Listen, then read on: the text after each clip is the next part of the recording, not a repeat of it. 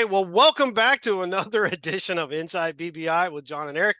I'm John McDevitt, and with me, of course, senior editor of Big Blue Interactive, Mr. Eric Kennedy. And Eric, I don't know. Yeah, we What you were got? just on before we started recording, and John said to me, "How do you want to start this?" I said, "I don't know. We're just going to wing this one." So that's where we're at. We're just going to let wherever Oh, this takes us, that's where we're going to go. We'll try to keep it shorter. We know we've been doing these way too yeah, long. But yeah. they played better than you and I thought they would. I will say that they had a chance to win this game, and if this game was in a vacuum, you would actually come out of this game saying, "Hey, we went into a tough place to play. Some things went against us with the officials. If the ball bounced a certain way, we would have stolen a win here. Not bad." The problem is it's not in a vacuum. So, we've got, again, there were problems on all three phases of the ball that cost them the game. Special teams, obviously that was huge. That punt return was just killer. Of course, the officials don't see them. The guy running into the punter chose to ignore it. I'm going to be a little harder on the defense than most people are going to. The defense held them to 19 points, but I'm a defense first guy, and I had some issues with some of the defensive play. And then everyone's favorite punching bag, Daniel had a chance to be the hero twice late and turn the ball over twice. So Tyrone Tracy, great. He looks like, of course, he gets hurt, but so there's some good things to talk about. There's some good things. I don't want to be too negative, but it's not. We're 2-6 again. All So, right. So what are you? Before we get started, what are you drinking? What do you got? I got the Oktoberfest Fest beer. So again, staying with the spirit of the. I know Oktoberfest is really in September, but I'm staying with the time of the year. I went back to the Indigo Reef Brewing Company's Wake Up Call Coffee Blonde Ale. It definitely has a major coffee hit to it since again my wife bought a number of things. I kind of have to make You it have to go all. through I have them. to make it all the way through them, but I probably wouldn't buy it again. Yeah, But it's perfect for today. It's called bitter. Wake Up Call. So okay, let's go back. Let's start in reverse. So let's start today and go backwards. I am so I don't even know anymore. And I used to think I had an answer and and I just don't anymore. I don't have an answer. So let's play therapist for a moment. I don't is Brian Daboll is he like a prisoner of war? He just comes out and is reading whatever he's told to read. He seems so and the things he says, I really wish. I even posted it on X today, and I tagged some Giants officials and everything else. I want to ask one of these three. I don't care which one. Let me interview them. I want to ask them real questions. I want to ask Brian Daboll, do you really mean what you're saying? The stuff when you say about Daniel Jones, when you talk about he showed some fire, I'm like, oh my God, have we slipped to that level that we're literally going something he hasn't done in 6 years? He showed some fire. Well, guess what? The one consistent thing that he's done all 6 years is lose. So he showed fire and we lost. We were very embarrassed. So when Daboll talks, again, this is what I told you, a couple episodes ago, that I kind of feel like he's been told, and it might not be true down the road, but I feel like he's been told you're coming back. There's a process, and that's what he keeps talking about. Because I can't figure out any other reason why you keep doing the same damn thing over and over again and expect us to believe that that's your best chance to win. I don't know. I asked two reporters that we've had on here previously if they've noticed any difference with Brian, not the weight thing, but just personality. And they both said no.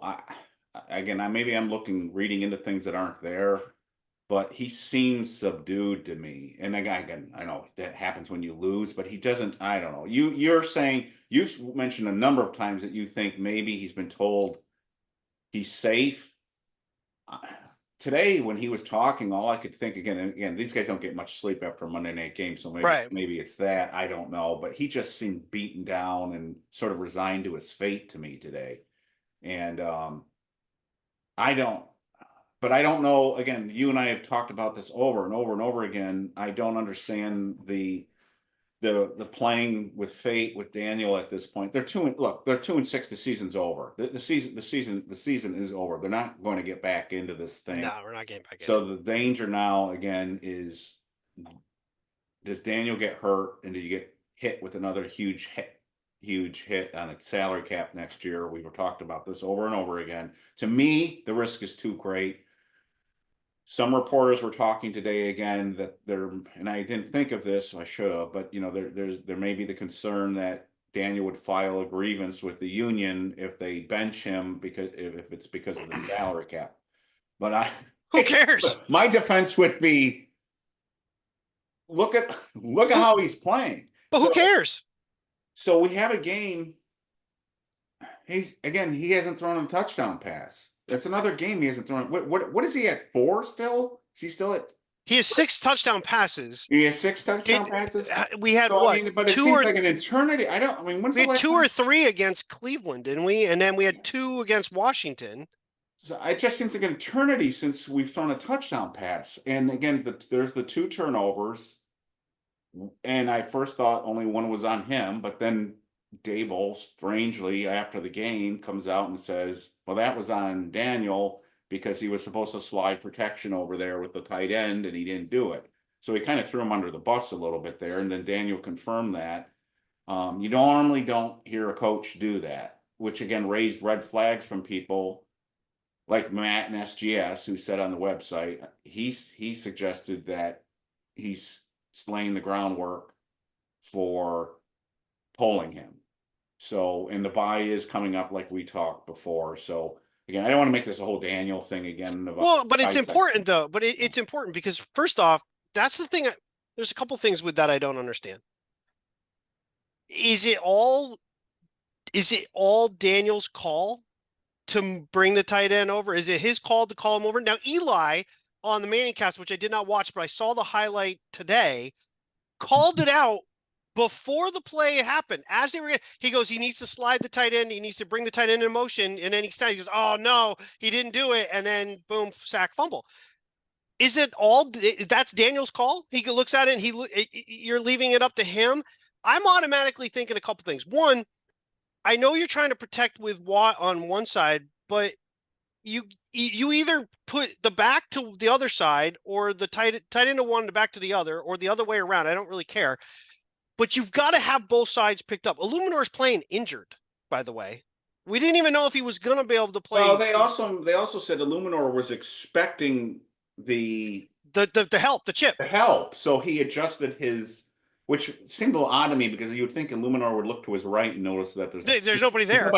There's nobody there. So I didn't understand that completely. I know the peripheral vision isn't perfect, but he's got to have a little bit of peripheral vision. So no, I don't. I do want to say this with you too, and I know I'm interrupting, but you were kind of right about this. I didn't think they would go to Hubbard this soon playing left tackle for 2 reasons. They just signed him. He's going to be rusty. He's not in football shape, and he's never really played that position. He's done it the other side. He's the right tackle. Oh, really the right side.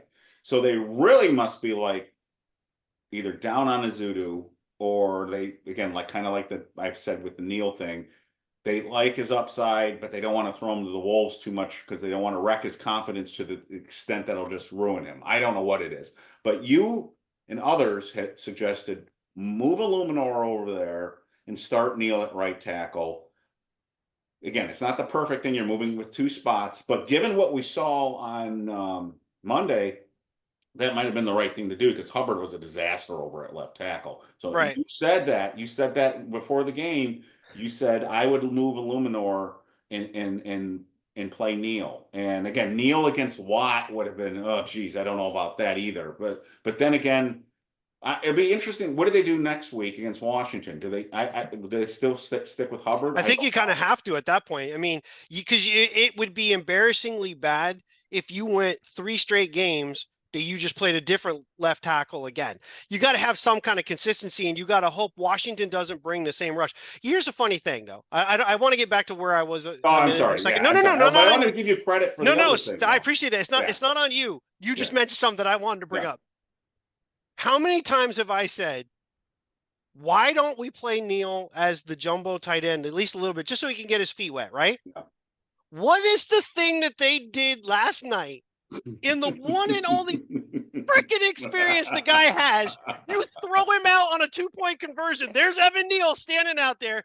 No idea what to do. He's looking over at everybody else, as was everybody else, including Devin Singletary, who apparently is the only guy who's getting thrown under the bus for not knowing what. I'm like, there was nobody set on the outside to block. No. And I think if I heard this correctly, Devin was a little bit worried about because of the Where he early lined play, up. he wanted to make sure he was set with the official because he didn't want to get flagged. The whole thing was messed up. You can't even blame one person in this, but like you said, to me, I'm not throwing Daniel under the bus on that one. It seemed like everybody out there wasn't ready. I mean, I don't. Well, if he snapped it too soon, that would be part of the problem. Do you even like going for two there? I didn't. I I'm did old school. see. I don't like doing that. I kind of assumed that's what they were going to do. I don't have a well, let me time out before I go and say that. I normally would not have a problem if Daboll, this was Daboll of 2022. All right. 2022 Daboll is going to do that. He's going to do that. We did it against Green Bay. We did it against the Titans. When we need to do it, he was going to do it. It makes sense ultimately because if you get it, now a touchdown, you're good. If you don't, then you just need a touchdown, a 2-point conversion to tie the game, and you're fine. What I didn't like was the fact that I looked over there and there's Evan Neal. I'm like, you don't use him for anything, and you put him out to stand very away from the line, a very unnatural position for an offensive lineman to now be standing out wide, where he's got to, and the guys are, and you're not in your normal confined area. You don't even play him as a jumbo tight end.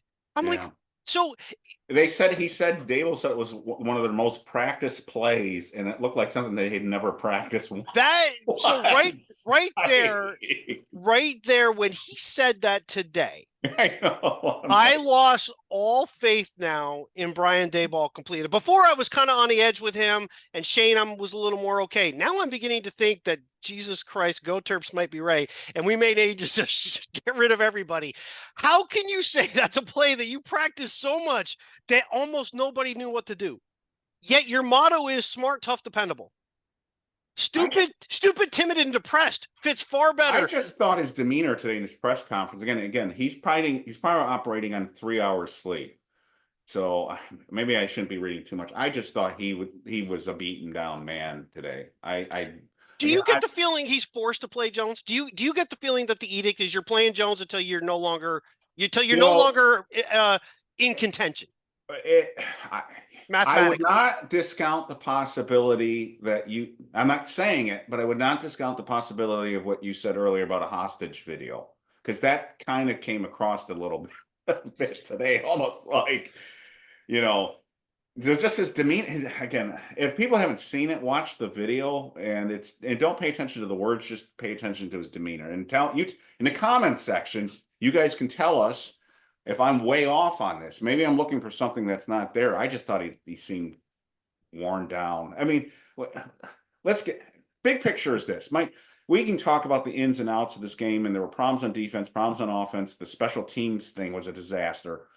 But the thing is that this is yet another time, the 7th time in 8 years, the Giants are 2-6 or worse at the halfway point, which is, that's almost hard to do. I mean, that's just, it always seems like our season's over by Halloween, but there's the proof it is. I mean, that's just, and the big picture is this is what I said when we did our preview, is we've got 9 more of these beatdowns coming. Maybe we beat Carolina and maybe we steal another game, but most of these games are going to be like this. Oh, we almost won, or we're going to get clobbered. And I just don't know how they survive this, because you see how we are now. What are we, like I said before, what are we going to be like when it's December 15th? I mean, that's when I don't know how they're going to get out of this. And if, God forbid, people are going to take this wrong, God forbid we win a bunch of games in December that mean nothing, and then we're picking 16th in the draft. I know you say don't worry about that. But I don't know. I'm kind of hedging my bets slightly on that one. I don't know how this ends. I like to pride myself on being able to predict things. that are going to happen. So there's a couple things right away that bother me. Well, let's finish the game part and then the team because we are going to keep this a little bit tighter. So a couple things with the game thing that bother me. Sticking with Jones for a minute. There's a couple of highlights that are shown. The interception, Theo Johnson breaks free. I'll say that Daniel made up his mind already that he was throwing it over to the back the second any pressure started to come. If you look at the way it was, if he kind of just moved forward slightly because the pressure was building in a pile on one side and a little bit to the left, but in the middle he had a little bit of room. But I think I don't want to say panicked, but I think he assumed the pressure was going to come right through. He slid more into it now, so when he throws, he's throwing it over the top of players and then threw it. It's just I didn't think he needed to rush that throw. He didn't. And Theo Johnson becomes wide open. And I saw some other people go, you can't throw to Johnson. They only had so much time left. You absolutely can. Eli Manning would have thrown that to that guy in the middle. They would have rushed down. They would have spiked the ball. There still would have been about 18 seconds left, and you've got multiple plays to the end zone to go from there. Oh, yeah, because there were 42 seconds. I mean, it wasn't like we were saying. And I do want to say this. I want to set this up. He did a really good job of getting them into that position. So it's a damn shame. He completed 5 of 7 passes. I mean, when they started at the 7-yard line, I thought he was going to throw the interception there. I thought this game's over. I started a game thread. I mean, the post-game thread. I know people were like, oh. When did the NFL start caring about if a knee touched a fraction of a second before the foot out of bounds on a play that didn't even gain a first down? I don't know. I'm like, is it that important? Like, you were like, oh, well, we're going to review that. I'm like, review it. He caught it. Why are you reviewing? And then they were like, it was weird. I mean, but they got. I mean, the thing is he got them in position. That he got them to where they need to be. They were there at the 35, right? Something like that. Around the 35-yard line with 42 seconds left, and they were moving the ball. And again, they would have had to get the 2-point conversion, and I don't have a lot of confidence of them in doing that and then getting into overtime and winning the game. But he did what he needed to do, and he threw a terrible pass, and it was picked off. So it's the tease again. It's the tease, and then and walking. There were 4 there were 4 drives that ultimately decided this game for the Giants. There were the 2 after the half where we go down and then he takes 2 sacks he should not have taken that put us out of field goal range. So we punt the ball. We force another punt. We get the ball again. We start going down through. We can't get anything from that either. Then ultimately we end up punting. They return the punt for the touchdown. You can say maybe they roughed the kicker. And I'm going to say, quite honestly, if that were us and we got called for that, I'd probably be pretty pissed that they did, because he kind of fell under the leg and then the punter kind of falls on him. It's borderline, but again, you just knew sooner or later something was going to happen. But then we come back. It's the 2 drives at the end. The fumble on the sack that again, Daniel, and it's been admitted, he didn't move the protection the right way or whatever. A really good quarterback does. Then it's the interception. And like you said, he did what he needed to do. It wasn't great. It was fine. Steelers were giving up a lot. I really think they basically just said, go ahead.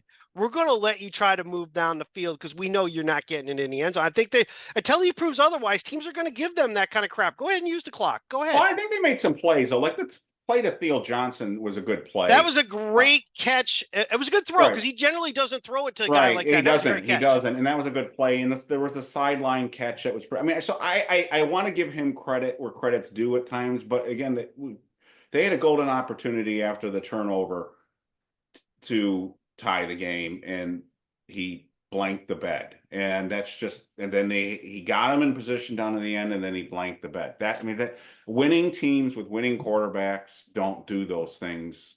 They do them sometimes. Again, Phil Simms had moments like that. Eli Manning, of course, like that. But they also have had the 2-minute drive that dramatically wins the game, and he just doesn't do that. And the 2 passes that I didn't like. One, absolutely didn't like. The second one is a lot of people are going to focus on the wrong thing. The first one is the one to Slayton where he breaks free. Troy Aikman calls. Now you can hate Troy Aikman, like Troy Aikman. I don't really care which way. I think overall Troy Aikman does a pretty good job. He knows what the hell he's talking about. Yes, he's a Cowboy homer and all that good stuff, but he's he's smart about what he's talking about. And he basically said what we all say.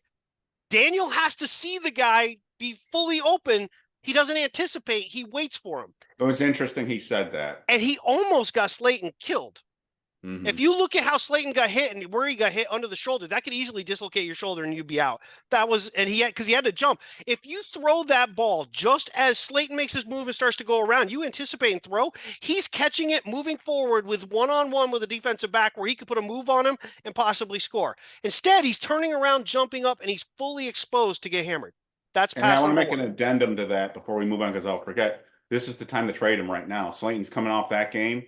This is the time to trade him. If you're going to trade him now, because his stock after that game to me is as high as it's going to be, because I thought Slayton played a really good game. And if you're Kansas City and you watch that against that defense, you might say, we'll give you a third round pick or a second. Or Houston, who just lost Stephon Diggs for the season. Oh, that's a good point too. Yeah. So, I mean, again, if someone comes to me and says fifth rounder, no. But if someone says third rounder, depending where it is, again, people are going to say, I would take the fifth. I hate Slayton. Slayton's going to walk. I would take the fifth. I would take the fifth rounder. Fifth? Really? Wow. You're not going to get a lot based on the trades that are out there that you've seen so far. You're not going to, because he's also a free agent at the end of the year. So you're renting him for a certain amount of time. We drafted him in the fifth round. I mean, this is a guy, well, I'll come back to that one. The second throw was the neighbor's one where he's coming across and he drops it. Should he have caught the ball? Yes. Very similar to when we said Slayton should have caught that other pass and that Wan'Dale Robinson should have caught the other pass in a couple of other games. The problem is when you go back and look at it, and especially when you watch it from behind. So you watch the all 22 version of it. So Theo Johnson's breaking out late. Jones is never, ever looking at Theo Johnson, by the way. He's already made up his mind. He was going to Neighbors no matter what. Theo breaks free. That's after the fact. I'm just throwing that in there so he's clear. But where Theo breaks, if Jones waited if he didn't already decide he was going to Neighbors, if he dropped back because he wasn't under pressure and waited just a second, Theo Johnson broke open. There was nobody in the middle of the field if he had done it. But doesn't matter. He had already made up his mind. You've got a receiver now. So basically we're going, from my direction, heading this way. So from the right side, the receiver's breaking in hard from the right. You're the quarterback, so you're turning and throwing in that direction. If he's breaking in, you got to lead him. If you peg it at him, he has to slow down. Aikman called it out. He has to slow down. He does, and the ball's down at his hip. Yeah. Should he have caught it? Yes. If you throw it in front of him, and the reason I bring that up, I'll say this. Go back and look at the highlight. I want to say it was 2016, 2014, 15, something like that, when we played the Ravens, and Eli in that late game against the Ravens nails Odell on the slant, and he's gone. He breaks through, gone. He catches it moving forward. You don't see Beckham having to go backwards and reach down to his thigh. He's catching it in his hands moving forward. Yeah. Daniel doesn't lead these guys. He throws it at them. Long story short, and you've made this point over and over and over and over again, is he doesn't make it easy for his wide receivers. So now the counter argument is these guys are getting paid. They should be making the tough catches. But your point, which is valid all along, has been you can make things easier for your wide receivers and not hard for them. And you can increase the success of a play that instead of it being a 10-yard gain where the guy gets tackled, maybe he's catching it on the run and he's going for 70 yards or 80 yards, like the Beckham play that you just mentioned. Absolutely. So, yeah, and there were a number of throws when I went back, and I couldn't rewatch the whole thing. But when I went back and I thought, man, if he just had thrown the ball in front of the guy, or why did he do that with Slayton, those kinds of things, and it just keeps popping up. So, again, there's that, and we can keep hitting him over the head for that. I just keep coming back to the thing is he's got this aura of I can't get it done. I'm not the guy. I can't take the team down the field, and I can't throw touchdowns. He can't throw. And then they got the injury thing, and I think we all know. I think you felt this way all along. He's not coming back, right? He's not coming back. He's not coming back. So to me, at this moment, you're gambling and I don't know what the upside is to this for the gambling. Again, maybe it's this fear that Daniel Jones will file a complaint with the union? I See, don't know. I don't know how that you can.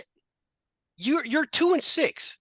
You haven't thrown a touchdown pass at home. You're 1-15 in primetime games. I don't Oh care God, is it what that bad? I Oh don't my care. I don't God. care. Oh my God. I Is don't it care really that what bad? Is it it is one that in bad. You're 15? It one in feels that 15. bad. You're one Oh in my 15 in God. primetime games. Oh my God. I don't care whatever reason you want. They don't have to have a reason to not play you. Oh, I know that, but that's the only thing I can But think I'm of. And wondering one of if the it's reporters brought that up. yeah, Somebody I'm not brought that up. I don't remember who brought that up. I'm not buying that at all. What I Well, do I don't know what the other reason is, well, I unless do it's wonder if is it noticeable with everybody else on the team?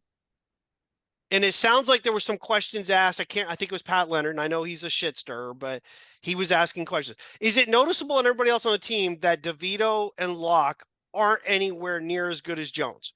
If that's the case, if the team believes those guys are horrible, we'd rather just stick with this guy. At least we're in the game. If that's the case, then I guess I understand why you just keep throwing them out there. I just don't understand why you put yourself in a position well, to I don't be understand that why you way. keep three quarterbacks on the roster. If you feel that way, well, put the other guy in the practice squad, and if somebody signs him, big deal. Then you bring in like somebody else that was in camp with you. And so, what's the big deal at that point? So So at this it point, doesn't pass the smell I think it's up here. test. I think it's up Well, here. that's the only other thing that's out there is it up here? But I didn't get that sense from Hard Knocks. But you suggested maybe it's been choreographed. Well, I'll So say who knows? this. Who I don't remember who told us. I think it was Datino that the cameras were only in certain spots and the Giants they knew where the cameras were. Oh, So we never certain had the conversation about the quarterback. You mentioned that already. yeah, so We some of never the had it. conversations just were never there. And even the stuff about would you trade up for this guy? Would you trade up for that guy? I found it very interesting that the guy that they mentioned very specifically was Jaden Daniels. And not May. And they didn't say May, but that was the guy we were actively pursuing with with Washington. And I almost feel like that was intentional to be like, we really wanted Daniels. We weren't really chasing anybody else because we didn't get him. Because they knew when it all came out what ultimately Right. happened. No, I could see that too. No, that actually entered my mind as well too. So who knows? So at this point, you're wheeling a guy out there. You keep saying he gives us our best chance to win, but results say that's not true. So if you lose to Washington, you're 2-7. You're going to right. go over to Germany, and we're borderline going to lose an ally just because we're sending over the Panthers and the Giants with Daniel Jones and maybe Bryce Young. Who knows? Probably one of the worst games you could possibly do. By the way, is it ironic that a league that doesn't want you to go for a first down is sending Machine Gun Kelly over to do the halftime show? Yeah, So, I saw that, and I'm like, you got to be kidding me. I'm bringing up Daniel Jones's pro. By the way, I'm going to knock the NFL here. The NFL.com site has turned to shit the last few years. The site to go to is Pro Football Reference. I yeah, I can't love tell Pro you how Football bad Reference. NFL. I don't know who's running their website over there, but everything over there is turned to garbage. I mean, anyways, I won't get into that. That's a That's fine. discussion for Yeah. another day. All right, so I'm on with game logs. I want the game logs. Here we go. Yeah, this isn't good. Yeah, you're right. Six touchdowns, five interceptions, and we're halfway through the season, and he's got six touchdowns. And no rushing touchdowns, which is another big strength of his. Supposedly is his running ability, whatever. No rushing touchdowns. So you've got a grand total. He's accounted for 6 total touchdowns in 8 games. He's not wildly turning the ball over, but that's been his MO since his rookie year when he was throwing Right. touchdown passes, but he was fumbling the ball. After that, he got the mistakes coached out of him, but he also got the touchdowns coached out of him somehow. And that's never come back. And the guy just can't score. And this is really important. This is really technical stuff. A lot of average fans don't know this, but scoring touchdowns for a quarterback is kind of important. You have to be able to throw a touchdown pass in order to do well in this league. And I know that's up there, but he just doesn't do it. And it's year after year after year. And I keep saying this, DeVito came in and he threw touchdowns last year. I just move on. Anyway, we shall talk about some other things. I do want to talk positive. Tyrone Tracy, wow. again, this draft class is actually looking pretty good given the crap that's going on around them. But again, Theo Johnson keeps flashing real ability here. We Andrew Phillips got burned for a touchdown, but I still really like him. But he was also playing slightly out of position Yeah, too. They moved him to the outside a little bit and asking a lot of a guy who he also missed some time in the middle of the season. I'm fully happy with him. well, that'll happen. He's a rookie too, but I like our draft class, and I think the needle's pointing up with some of this. I think if it wasn't for all the losing, if it wasn't just the constant losing, I think we'd be actually feeling pretty good about things in other areas of the team. So, and some of this is just bad luck now. If Andrew Thomas plays on Monday, we probably win the game. Maybe. I think he was really missed Monday. Oh, I'm not disagreeing. The It's problem just I is don't know if Daniel, your quarterback still needs to be able to get you in the end zone. So that's why I'm hedging my bets on that. But Andrew was really missed in that game, and I still think Thibodeau is being really missed, even though Aziz again had a really good pass rush performance. But my problems on defense for this, I want to get because I want to keep this tight. Was this? We went. This is a credit to MS out there who I've given a lot of shit to in recent months. Is he's been arguing that the run defense has been crap, and I've been saying it hasn't been crap except for the quarterback runs. But now we have 2 games in a row now where the run defense against the running back wasn't good, and some of that was scheme because they ran against our nickel, but the Steelers ran way too much against us, especially in the first half. You can't win like that. And then the Steelers off the play action killed us because we were so focused on trying to stop the run at that point, which is why you run the football, because you can do play action. So they had 5 drives that were either like 60 yards or close to 60 yards or more. Thankfully, we had the bend but don't break. And then I also didn't like, we gave up 3 or 4 third and long plays, including the touchdown. So we had them in third and long, and we gave up killer completions, including a long 43-yarder. There was a 30-something yarder in there, and then there was a 29-yard touchdown, and there was a screen pass in there on 3rd and 12. Just too many conversions on 3rd and long. Interestingly, well, both teams. We were 0-7. Both teams were 0-7 in the red zone. So they scored their touchdown from the 29, but both teams just couldn't score in the red zone. I thought that was interesting. Yeah, we're pretty thin defensively. The secondary is pretty thin. Nunez Roches is a waste of space on the. He made one play there was one play where I was just shaking my head going, what the hell are you doing? I thought that Watts guy that we brought on played some solid run defense, and I thought Davidson played a little bit better run defense in the second half of the game. But we're limited. We know that we have Lawrence, and then next to him, it's a hodgepodge of whatever we can put together. You really see the difference of not having Thibodeau playing out there against the run. Ojulari is not a good run player. The linebackers, but again, if I told you before the game that we would be missing all these players, and on defense, and for the most of the first half and into the second half, we would hold them to 9 points. Offensively. Yeah, you take that. And our 5th round draft pick at running back is going to run for 140 plus. 7 yards a carry, too. Are we winning the game if I told you all that stuff? Yes. You're going to go, yeah, we're winning the game. Well, remember I predicted we wouldn't score any points. Because it's our quarterback. Our touchdown was a 40-plus yard run running back. I'm like, oh, my God, we can't. Now, the Manhurts one is really disappointing, and I've watched it multiple times. I'm still not really sure. I guess Neighbors went and kind of set, then didn't set. I don't know. That seemed ticky-tacky to me on that one, but it is what it is. The illegal man downfield on Hubbard, that was an obvious one. He was way downfield. That's fine. The formation stuff, though, you're getting too goddamn cute if you can't get lined up. You really lose the S part of your STD if you're not smart, and we were pretty stupid. We can't even line up properly. Right. There were 11 penalties. And if you were going to be fair, Pittsburgh had 2 touchdowns that came back. One because the guy couldn't get his foot down, and the other because of a penalty too. So I mean, so we could play that game. But you're right. We're 9-9, and then that punt happens, but they got back in it. They Yeah. had a chance, and it's just again, if this game was in a vacuum, if this was a one-off game, I wouldn't be devastated about this. I wouldn't be like stuff like this happens. This happened under Parcells. This happened under Coughlin. This just happens. The league is like this, but it's just a continuation of the same issues that we've seen. The scoring problems, and I just have a hard time seeing any wins with Daniel at quarterback at this point because and now with Thomas hurt too, because I don't know how that's going to play out with left tackle. And that's another reason why I'd get Daniel out of there because at some point he got hit 12 times in that game last night. There was a sack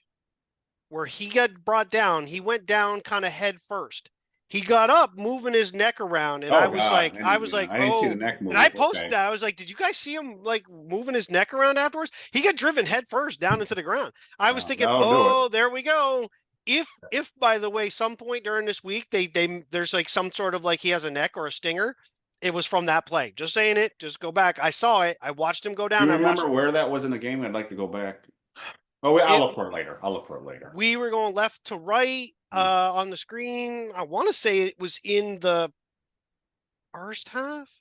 Okay, don't worry about it. But anyway, you go back and you see it. You'll see he's moving forward through the line. And he gets grabbed. I think it's Cam Hayward that brings him down, and he goes down head first, and he gets up and he's twisting his neck. And I was like, oh shit, that's not good, because that's your worst nightmare is that injury thing. Yeah. So we've talked about Daniel. We could beat that up. We'll talk about like going forward, like we have been on another episode. Deontay Banks, again, I'm going to say this, and then I want you just to talk about what you think happened last night. I don't know what I'm kind of agree with Dan Duggan on that. I'm not really sure. Here's what I personally think. What happened in the last game was really bad.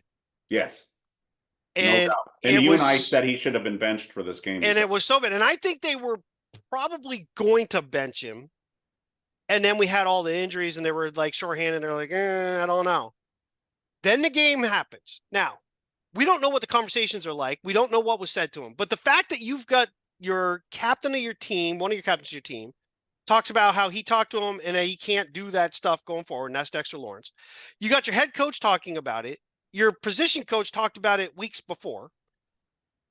And we saw the position coach go ape shit in the Eagle game when the first big play that he didn't do happen. I don't know which play it was that brought it. It sounds like Daboll got pissed on the one with Najee Harris. And I know a lot of other people are like, he has to go low. Nope. He dove at Najee without even looking at him or anything. He put his shoulder and just dove. You have no idea what you're even diving at. You're literally just diving. Najee didn't hurdle him like jumping 6 feet over him. He just jumped over him. It could have been that. I just didn't see it as an egregious sort of. But I think that was the start of it. Yeah. I don't know what the conversations happened on the sidelines. It sounds like that at some point Dexter screamed, and it was on the play in the end zone that ultimately got overturned because apparently the same foot coming down twice is not the same as 2 feet, which is weird, but whatever. It worked for us. And that Dexter ripped into the defensive backs on the sidelines. And when that happened, supposedly Henderson got involved as well. I just think what I said previously, and I stick by it, and I will say it right now about what I think. He is the person on the team that I like the least. He's the person on the team that I would be okay if we traded him tomorrow. Yeah, I know you're going to. I'll let you say it. But here's the thing I'll say: you cannot teach heart, and he does not have it. Look, I again, the odds are that you're probably right, but I just think he's too young and too talented, and his team's got too many holes to give up on talent at this point. I've seen him do things last year in some games this year where I thought the guy's a heck of a player. And then he's had those plays that you're referencing. And I'm like, what the hell is that? So I won't, if we're going to give James Jones 6 years, I'm going to give Banks 3 years. I mean, that's just the way I am. And I hear that argument, but I'll say this. They are not the same. The issues are not the same. Daniel Jones sucks at his job. That's one thing. He's tough. He's dependable for as far as showing up.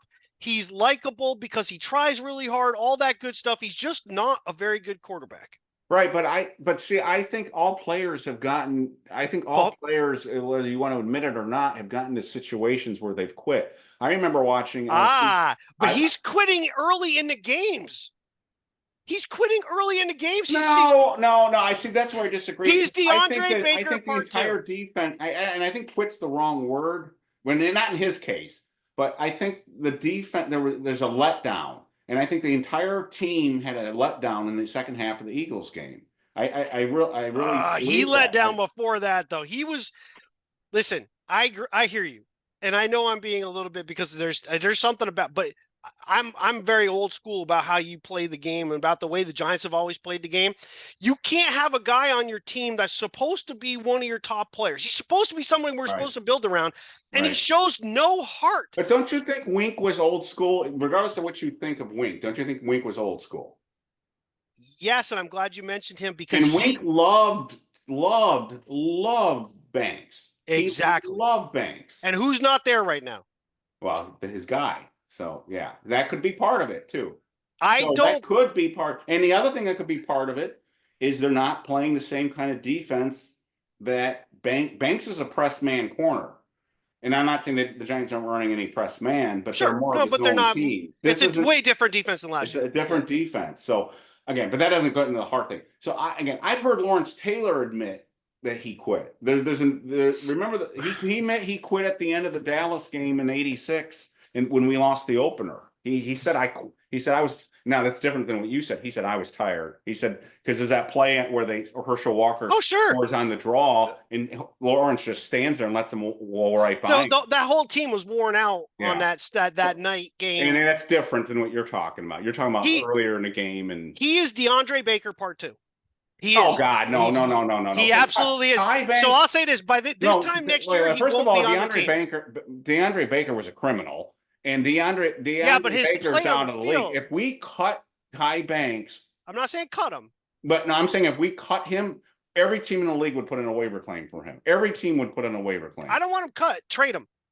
This time next year. But if you cut DeAndre Baker, no one would pick him up. I understand that. He had all those other issues. They're not the same. It is, but this is the first time we've actually really disagreed. It is the same. Because if you go back in one of those games where DeAndre Baker literally didn't even bother to try to tackle the guy, he just ran alongside him. Go back and look at the same thing with Banks going against the Barkley on the running play, and then later on the Hurts run. He didn't try in either one of those. He's literally just standing around.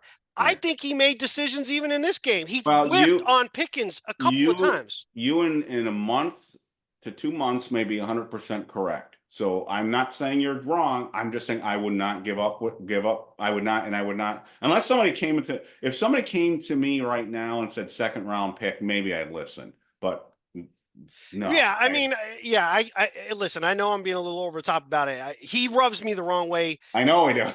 You might be right. Well, you just can't have that. I'm just saying. Look, I've always said when you lose, things look way worse than and when you win, they look better than they are. So like again, 2022, when we were 6-2, things looked better than they were, and then you can name a lot of other seasons where things just looked awful with the Giants, and they really were. I still contend you put a different quarterback on this team, with Andrew Thomas not being on IR, this team could contend for a wild card. I still believe that. But I think you could do that. We can't throw. We have a court. I mean, again, there were 2 games this year that we got blown out. The Minnesota game, and the Eagles. Technically Philadelphia, but I mean, in reality, we didn't get blown out till the end of the game when we just weren't doing anything. I'm gonna give them the benefit of the doubt. It could have been 14-7 at halftime, but that we got called back on the offensive pass interference, so it ends up being a field goal. Yeah. So, but you make a couple of the other plays. We're in that game. I don't think we win. Well, actually, I'm not going to say that. I don't know, but let's assume that's a loss. Yeah. Let's assume Minnesota's a loss. I'll say this: I don't even care that Andrew Thomas is out, and I'm going to drop. Oh, I do. No. I understand that. That's not what I mean. Oh. I still think a better quarterback last night wins Oh the yeah, game. We Russell. win. If Russell Wilson is our quarterback last night, we win. If we switch quarterbacks, we win the game, and they I lose. think if you took Justin Fields off the other team last night, his mobility would have, and he throws almost as good as Jones throws the ball. He's not a super great passer either. That's how low I'm willing to go. But you give me How low are you willing to go? you give me Sam Darnold, we win that game last night. You give us Matthew Stafford, we win 6 out of our first 8 games. That's how good. And I say Stafford because I was mentioning him before anyway, because he was a guy that was my ultimate plan a few weeks ago when I thought we might go veteran. I still think you look at what he's done with the Rams, and their offensive line has been reshuffled over and over and over again. They've been playing guys that just pull them in and they're playing. And he's still, why? Because he's quick with the ball. He knows where to go with it. He's tough too, by the way. Being tough is not like some sort of singular, Jesus, Daniel Jones is the only tough quarterback in the NFL. They're all tough. They get freaking drilled.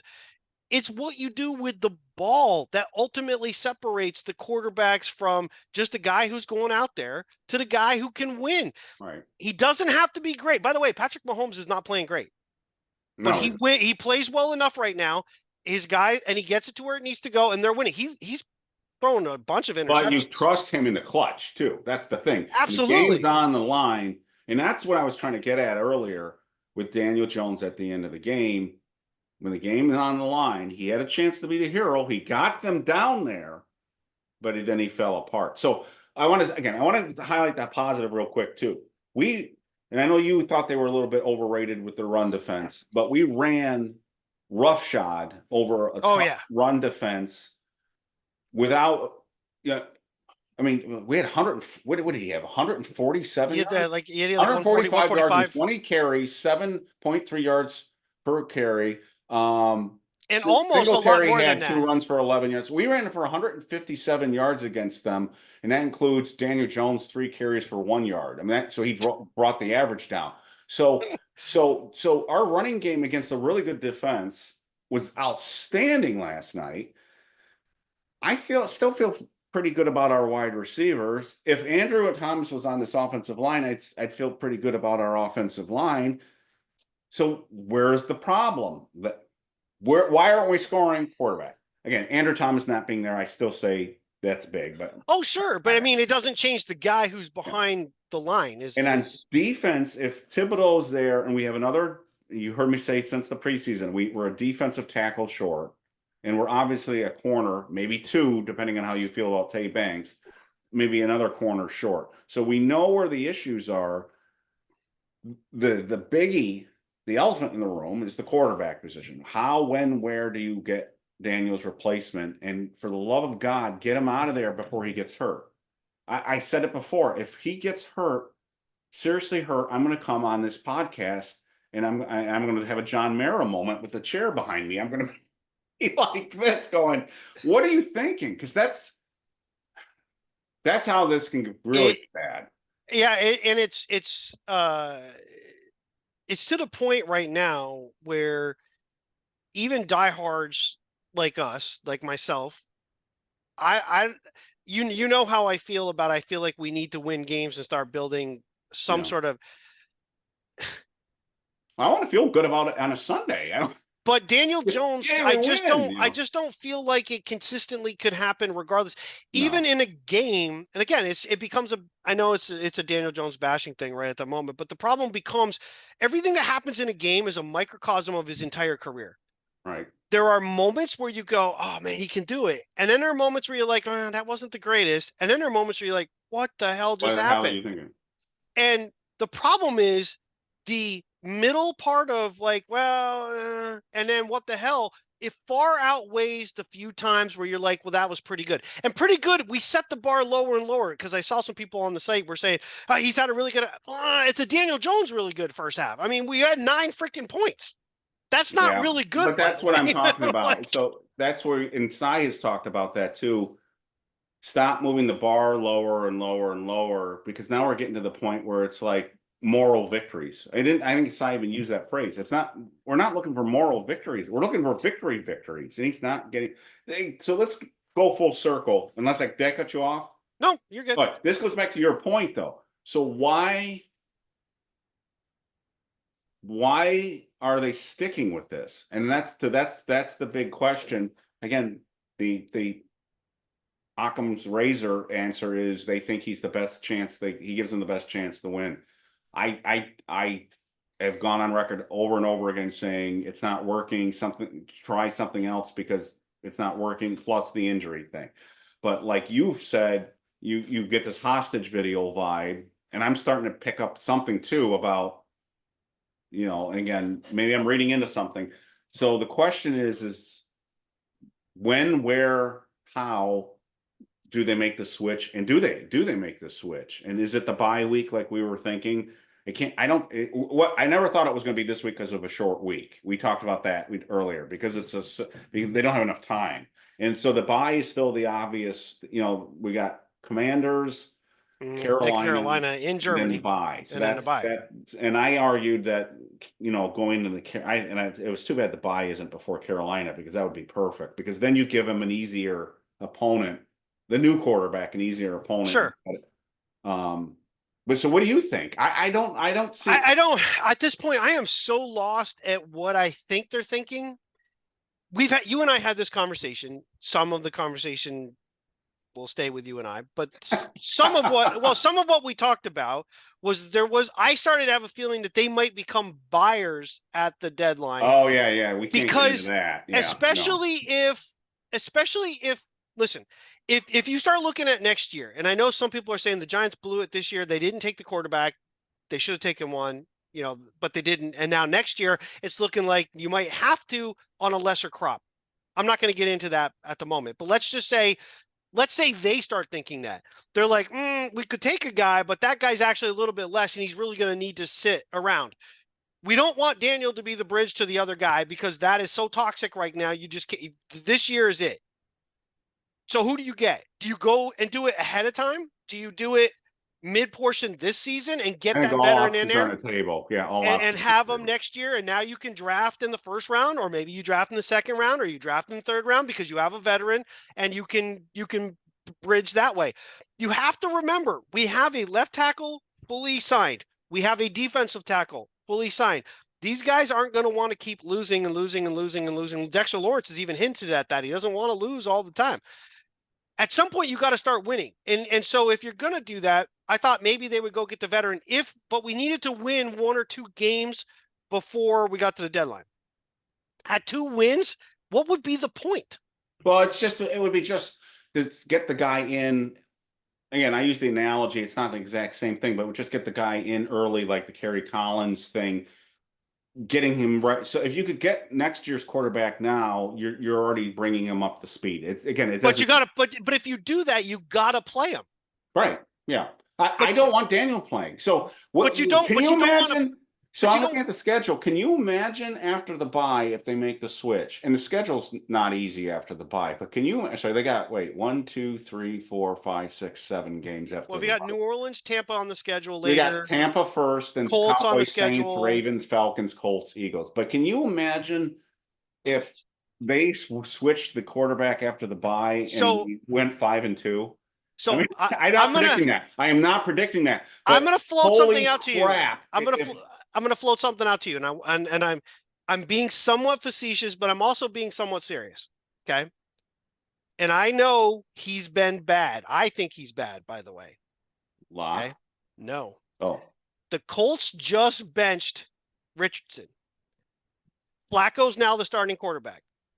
After what happened, after Richardson pulled himself out of a game and said he was tired and his passing has been all over the place and whatever, you almost can't go back to him in Indianapolis. You benched him in a very obvious reason. He pulled himself out for being tired. Right. If you're the Giants and you want to roll the dice on a guy that you don't have to play right away, do you make that trade? Do you offer? Well, it depends on the price. And I brought this up before. So you got the same thing in Carolina too. So do you have to trust your scouting process, because these guys were scouted by the Giants. And so the Giants have to get a quarterback. There's one of 3 ways they can get a quarterback. They can use draft pick, this upcoming draft. The downside to that is the guy could be terrible. Look how many guys are now getting drafted and they're already getting benched right away. but I'm not saying don't do it. I'm just saying No, there's no, no, huge it's fine. risk. And plus, how I'm many? thinking. And Daboll and Shane are going to be coaching and GMing for their jobs next year too if they survive. So, do you want to put that on a rookie quarterback? You either sign one in free agency, and I don't think the free agent market's going to be particularly good. I don't know what it is, but I don't think there's any names out there that everyone's going, oh, he's going to be a free agent. Or you trade for some guy, and if you trade for some guy, do you get the older veteran, established veteran, who's not fantastic, but he's acceptable and he might do better in a different situation? Or do you roll the dice, like you just said, the perfect phrase, and go for one of the guys that were just drafted high and have flamed out already and say, we can fix this guy or we can work with this guy? And there's a couple of guys right there that are going, like you said, I mean, because I don't think Bryce is going to be long for Carolina either. So some of these guys, and if you can get them cheap, like the Justin Fields situation, do you roll the dice and say, we're going to bring them in here and we're going to see, can we work with them? I So don't think that's this, crazy. I don't think that's, so this is what I would do. Because I think he needs development. I think he needs development. But if I were to find a quarterback right now in the draft or the NFL that's young that you can try to develop, because you don't know. And I still think we might try to make sure you have a veteran on board later. right. But if we're just going to run this season out, but we want to get a guy we can start working with, here's what I would do, and you're going to laugh as soon as I say it. I offer to flop first round picks with the Colts because we're probably going to pick ahead of them. They've already got more wins, and I think they have more wins. Maybe they have 2 or 3, but I think Flacco's going to win them games that we're not going to win. But either way, we offer that, but we trade almost straight up. I'll give you Deontay Banks. You give me Anthony Richardson, and we'll flip picks somewhere, and we'll call it a day. You take our first round bust, I'll take your first round bust, and then we move on from there. Yeah, I could see it. I won't discount it. Because So, he's a running quarterback. He's a big guy. The big and yeah, he's big and he's, like you said, he fits what Daboll wants to do. And the thing is they've got to get a quarterback in here. So some people are going to say, screw that. I don't want somebody else's garbage. Let's just draft a guy. I would love to be able to draft the next Jaden Daniels and get him in here, but the odds on that happening aren't great. Kerry Collins failed horribly in Carolina. Tons of quarterbacks have. You can go back to Jim Plunkett. But I'm saying is he failed horribly in Carolina, and he had an alcohol problem in New Orleans that got him basically just booted out of there. Yeah. We take him on as a project. Anthony Richardson has a dogma right now that's going to stick over him that he basically said, I need to come out, and it's because I'm tired. And he literally told the world he was tired, and he came out on a 3rd down play. I mean, you could have called the timeout. You could have done anything to make sure you're still on the field. Nope, I'm just coming off. Poor Joe Flacco, 38-year-old Joe Flacco. Hey, get ready, buddy. I know you've had all of 4 seconds to know you're about to go in and call the 3rd down play, but you go in. I need a breather. Yeah. That's what he did. You can't play again in Indianapolis. The Giants should be on the phone. If we're going to risk it, take a roll of the dice with a guy. He's under a rookie contract. Some dollars are going to have to move around, some picks, and I would move Banks because Banks has got the same stigma with us. I know you're down on Banks, but I would hope that we could maybe even steal him for less than that, though. I mean, so again, the flopping the first round picks, yeah, maybe I'm in board with that too. Throwing Banks in there, I don't know, but what's more valuable, the quarterback or the defensive back? I don't think you're off. You got to think outside. You got to think all options are on the table at this point. So, what do the Giants think about the quarterbacks that might be on the trade market? What do they think about the quarterbacks that are in the upcoming draft? What do they think about the quarterbacks that might hit free agency? So you can't answer the questions in a vacuum again. So how you answer all 3 of those questions will determine what route you go. What I'm operating under the assumption is Daniel Jones is not going to be on this roster next year, and Locke is probably not going to be on this roster next year. Oh, definitely not. So we have Tommy, who they don't want to play right now. Maybe they'll do it after the bye. I don't know, but the odds on him being anything is remote. So they've got to bring in a quarterback. And how do you bring in a quarterback? And then if you do draft one, is he your savior? You're putting a lot of pressure on him to save a coaching staff and save, because if the Giants are 2-6 again by Halloween next year, and say Daboll survives this. I'm not convinced he'll survive this. I'm not saying he's gone, but I'm not convinced he's going to survive this. But if he goes through, if this happens again next year, no, you can't keep losing games like this Yeah, no. and survive. He just doesn't. I mean, you got to win. It's like you keep saying, you got to win at some point. So So I'm gonna run with it. I think we should. I think we should make that call. I think we should try. I think Richardson's time in Indianapolis is up. You can't put him back in after you made it very obvious that you benched him because of that. It's not just that he hasn't played well, because you could have pulled him out in the middle of the game for that. You yeah, didn't. You even let him go back, but everybody and their brother's been talking about he pulled himself out of the game and he hasn't been playing well. He was rushed in to be a starter too fast. Here's the other thing for Giants fans, what you really want to hope for is you want to hope that a Super Bowl contending team, I know it sounds bad, has an injury at their quarterback position that may become desperate because they're so good. They have enough players around them that they you're just not need a trying to talk. quarterback. You're not talking about trading Daniel again. I'm trying So. to say, like, if we could dump No him for one's going to. anything, No one want. He I can't would put this down. score. That is not true, even remotely true. If I had nobody, we played Mike Glennon for God's sakes because we But didn't. And then Jake Fromm. If you're a Super Bowl contender and you don't have a quarterback, Daniel is at least a guy you could just put him out there. is he though? Is Well, he? I mean, I listen, don't you know. sell it as much as you can. I don't But I do know. think we should go. I actually think we should really put in a feeler for Anthony Richardson. If the Colts really want to step away from that pick, and I got a feeling they probably do after the embarrassment that just happened. I mean, you're starting Joe Flacco. Yeah, well, and the thing is that the whole salary cap comes in, and you have to have them take on to keep some of the salary if you can even Well, do it not if this we year. give You them might, Banks, because then they take Banks' salary. yeah, but the quarterback salary is going to be way out. I mean, remember, we don't have a lot of cap room. We Sure, don't have but their so first round picks in so is it forward. so So that might be something you logistically we may not even be able to do to the off season. I don't know. I don't know if that can be done. I'm just saying I don't think what you're saying. I don't think it's out of the realm of possibility. I think they've got to they got to get a quarterback. They might as well start looking now.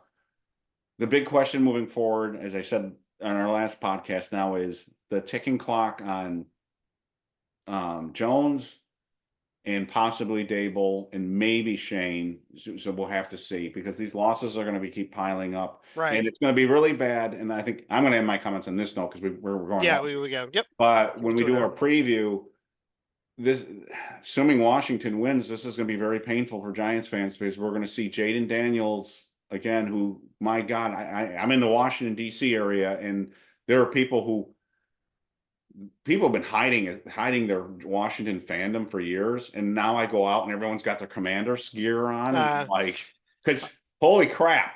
I mean, what just happened down here in that game with against the Bears, and they feel like they got their savior here, and why wouldn't you?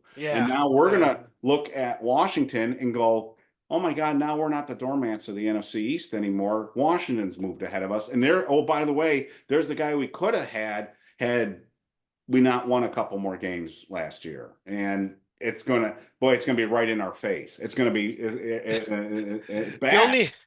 only saving factor for New York and the New York media is the fact that Aaron Rodgers and the Jets are Yeah, such a shitstorm that really is it would be far worse. And the Yankees are in the World Series and the and Yankees are down all that low. stuff. Yeah, So, but it would be far worse. And I think it's going to get worse as the season goes on when the answers that we keep hearing. So, we'll kind of put a pin in it there. Again, the Giants, there's no moral victories. It's hard. I almost feel worse when they play okay and lose because you could just see all we needed was this and you could probably win. The rest of it, even where we're deficient, we're able to overcome, which is why I do feel okay with Daboll and Bowen, but Daboll's comments are making me worried. The things they keep trying to do and it's not working, something is wrong with that. And it's either what you said about, oh, we practice all this stuff isn't really true, or there is one piece of that is effing it up for everything. And that's all it takes really is one weak link screws it up for the whole thing. Either yeah. way, it's looking odd. Like you said, it's getting weird. The conversations, the things that are being said, we're literally talking about someone's attitude and yay, we saw some fire and oh, he studied and oh, we'll look at the tape. Dear God, stop. And we're counting down to the offseason already. That's where It we're at right now. seems like it. Well, we Yeah. are. I mean, No, and but I then mean, it seems like they're doing it. I agree. I agree 100%. I Yeah. thought, again, the demeanor in the press conference, again, he's operating on a little sleep, but I just felt kind of like, I don't know. We'll see. But again, where are we at in December? Did they steal a couple of wins and make us feel not feel great, but just feel like there's something to work because there are some positives. Again, the Tyrone Tracy's, the Dexter Lawrences, there are positives on this team moving forward. They got to get the quarterback. They got to get a quarterback. And when we look at the preview later this week, we do want to talk about, Tyrone Tracy has a concussion I doubt he plays. that worries me, and I almost just wouldn't. Well, the thing is I don't even if he doesn't have a concussion or Well, he definitely has a the concussion. the protocol. Well, he's in the protocol. Once you're in the protocol, there are steps you have to go through to get out of the protocol. I don't know if they have enough days for him to actually get out of the protocol. That's true. But I So, even if he did, I think I would just kind of be like, you know what? We'll let Singletary carry the ball a lot. We'll let Gray carry the ball a lot. We'll have Miller as a backup. Let's not risk a guy that I think oh God, is a yeah. future starting running back for us. And Because just Malik Neighbors still doesn't look 100% back yet either. So, no, and I worry about his attitude every time the losses start to pile up. oh sure, why Yeah, wouldn't you? I worry yeah, about everybody's attitude. yeah. Don't worry about Dexter Lawrence's attitude, even though he's who he is. I mean, and last thing, there are a few guys stepping up in the locker room. Brian Burns stepped up after the game, said this team's got to grow up. He said he came out and he said, and Greg Van Roten apparently chewed out the team after the game, which is kind of interesting for a guy that just came. Again, this is a very young team. We talked about this, and that may be part of the problem here too, because they're certainly not getting a lot of leadership from Daniel Jones because you lead by example as well too, and not that Daniel's not a hard worker and all that, but there's not a lot of success. Well, So yeah. so, but people who have knocked the Brian Burns trade. I think Brian Burns has ended up being he plays hurt. It matters to him. He's trying. I like the player. Again, he's another player I like on this team. I think we've got players. We just need to get a quarterback. I agree. Yeah. So we'll wrap up there. Of course, like, subscribe, all that good stuff. We're going to keep it tight. We will be back with a preview. I'm not sure which day just yet that we're going to do that, but we'll preview the Washington game and kind of going forward and all that good stuff. And who knows?